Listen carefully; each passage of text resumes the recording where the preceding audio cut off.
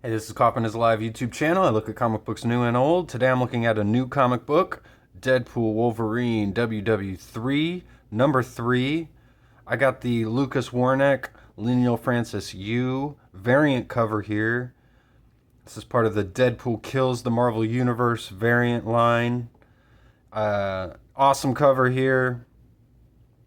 I love Wolverine's mangled body down here. Got a Wolverine butt. Deadpool menacingly standing over him. I also love he's got the Murray Masa chainsaw blade here, presumably an adamantium chainsaw blade. That's what you got to use to cut up the adamantium skeleton of Wolverine, I suppose. So, awesome cover here. When we last left Deadpool and Wolverine, Deadpool is actually pretty much killed by this big giant monster. So, like the other issues in this book, it starts off with some sideways pages here. And we find out this is actually Deadpool in the mind of Logan here. I really like how the claws are like breaking through the page, even covering up some of the words here in the speech bubbles. Then the fist comes down, it actually breaks the speech bubble here, and we got all these Deadpool sketches on the side. Looks really cool. Looks like something out of an Adam Kubert sketchbook. Adam Kubert is the main artist on here. I think I forgot to mention Joe Kelly is the writer. He really nails Deadpool's voice in this book as well. He's got Logan's here on the fish sticks. And he says that he's a shit smear in the dirt, dead, unburdened by egocentric ontology and patriarchal moral falsehoods. My thinking is clear. Except for how Taylor Swift dating a football man is an Illuminati psyop, that's still bugging me. I don't think Namor even likes music. So I thought that was pretty funny. He's talking about that conspiracy theory, you know, obviously that Taylor Swift and that football player that she dates is a Illuminati psyop, but he brings up Namor because in the Marvel universe, you know, the Illuminati is like Namor, Tony Stark, Emma Frost, all those people. So, and he tells Wolverine after the title sequence to duck. So, in the next page, we get Wolverine back to this monster he was fighting at the end of the last issue, who was sent by the villain Delta, who's like who's like a new villain in this book. He basically tricked Wade into wanting to better himself, but it was really just a plot to take over his mind and turn him into a mindless killing machine. And Delta has all these high-priced bidders who are watching this go down, and they were hoping that Deadpool, like I said, would become this mindless killing machine that they could bid on for a price.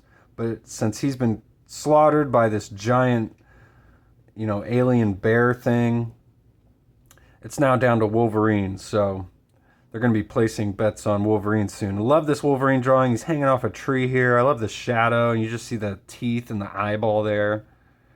And we got Wade's pouches back here, too, in like a blood splatter, which is, I think, is a pretty funny little Easter egg there. And Delta's actually talking out of this thing's shoulder, because he's got some weird, like, cyberpunk powers that we're really not too sure exactly what his power set is here. Then this monster rips off Logan's arm, just the skin, because he can't rip off the adamantium. So he just rips off all the muscle and the skin. Some really great drawings here by Adam Kubert. Love this Wolverine here. Everything hurts. Really conveys it. And it's got some like little blood splatters here down, ink splatters to show the blood. I love when artists do that. And we get a great double splash page here, just all in red to show the rage that Wolverine's going through now. Everything's red except for his skeleton. I think that's really cool. He just starts ripping apart this monster finally, making his big comeback. But he's got someone in his head telling him to stop, like, don't go that far. Great Wolverine face here. So Wolverine finally disposes of this monster. And, well, he doesn't quite do it. Right before he's about to, he gets teleported out of there by Delta's henchman, Greta, who I had made the prediction was going to be Delta's daughter, who turns on him in the end. But turns out we don't get that. It doesn't even get revealed that she's his daughter. So I was wrong there, at least for now. We get a weird double splash page here of Deadpool. He starts growing out of Logan, as apparently his blood got inside of Logan after he got smashed. And Wolverine's rage caused the healing factors to accelerate. So now Deadpool's just growing out of the back of Wolverine. So super weird. Really love this panel layout. Just the red and the white. Really unique stuff. So Deadpool actually rips a adamantium rib out of Wolverine and stabs him in the head just to, like, get him back to normal, which is kind of funny. That's the same thing that Wolverine did to Deadpool in the last issue. So I guess they figure with their healing powers, the best way to, like, you know, hit reset mode on them is just to stab them in the head. So, and Delta decides that this isn't good, that Deadpool's, like, regrowing on Wolverine, and he declares the experiment a failure. So he just sends all these faceless hordes down to attack Deadpool and Wolverine and get rid of them. Awesome Wolverine drawing here with the weird-ass Deadpool coming out of it. We get a really cool splash page here. Love all the little drawings of all these guys all around here. And Wolverine starts to do a monologue, and Deadpool just stops him. He's like, nope, sorry, stop the mopalogue. And then Deadpool just kind of takes over the narration. And they're sitting over a pile of bodies here, the faceless hordes that they've gotten rid of. So they basically just destroy the faceless hordes. Delta throws a drink at the screen, and everyone starts saying we should probably just hook him up to one of his own machines. That might be fun. So he has Greta take them somewhere else. And then in a panel I don't really quite understand. It's a little confusing. Obviously setting up some stuff for the future here. But he says, ladies and gentlemen, the Colibal operation is complete. Shall we begin our next phase? So I don't know if these are all these people. I don't think they are. Because we get to the next page, it says a week later.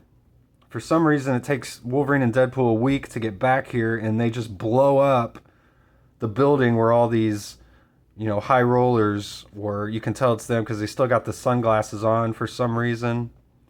But we got Deadpool back to his old self again. And, Wolverine and Deadpool say, or Deadpool says to Wolverine, he wants to work with Logan again, but Logan says, you know what they say, fourth time's a charm. And so that's how it ends. Pretty good splash page to end. Like that Deadpool face here, awesome Wolverine pose. So my overall thoughts on this series, not what I was expecting. I really love the artwork, and Joe Kelly really nails Deadpool's voice, and the writing's pretty good. Not much of a plot, though. Pretty lacking in a plot. Almost seems like one of those movies that's just kind of building up sequel bait. Kind of how I feel about this comic book. Love the cover, though, and in general, I would definitely recommend this series. Pretty fun read. Just a wacky Deadpool story. So, lots of Wolverine comics coming out right now. There's a bunch of different miniseries. We got this one, the Blood Hunt miniseries. There's about to be Wolverine Revenge by Greg Capullo and Jonathan Hickman. and then the Solid and Ahmed Wolverine main series is about to come out. So Marvel's kind of stuck on miniseries, it seems like, this year, and hopefully they can get some good, ongoing series up and running this year. I'd really like to see that. I'm kind of sick of these little miniseries that just come out and then they're over, and they don't seem to really tie into much. They're just kind of their own, stories, which is good. I like having just one story to read that doesn't go on too long, but I prefer some ongoing issues. So hopefully we get that more in the future. And thanks for watching this video.